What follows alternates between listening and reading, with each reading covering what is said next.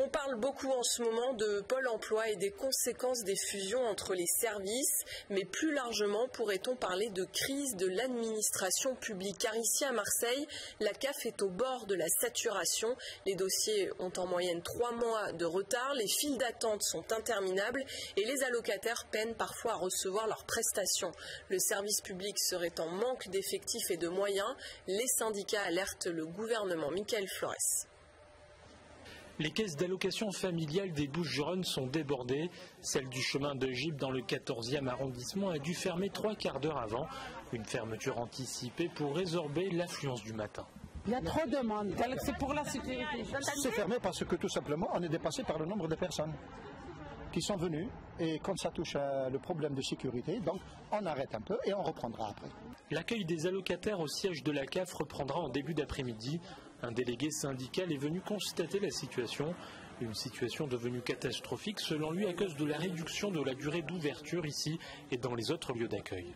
Hier c'était midi, aujourd'hui c'est fermé à 11h30, un autre jour ça changera, c'est n'importe quoi. Voilà.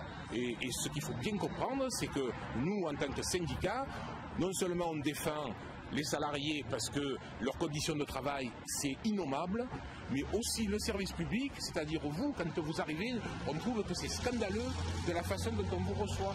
Le bus 89 déverse un flot d'allocataires. Certains viennent jusque-là pour signaler un changement d'adresse, d'autres pour réclamer des prestations non versées depuis plusieurs mois. Tout le temps il y a de retard par rapport à moi, ça fait 6 mois que j'ai pas reçu l'allocation de RSA. Les minima sociaux sont pourtant une priorité dans le traitement des dossiers. Aziz, un ancien légionnaire, subit le traitement pris dans le versement de l'APL, l'aide personnalisée au logement. J'ai le droit à un minimum de 200 à 250 € pour louer. Oui, je dors dans la rue. Voilà, et j'attends. Notre demande d'interview à la direction est restée vaine. A l'inverse, le syndicat CGT ne s'est pas fait prier. La CGT de la CAF a interpellé fortement et à plusieurs reprises la direction locale, mais aussi la tutelle, c'est-à-dire la Caisse nationale et le ministère. Nous sommes devant un véritable mur et finalement on se rend compte que le ministère d'aujourd'hui n'a rien envié au ministère d'hier.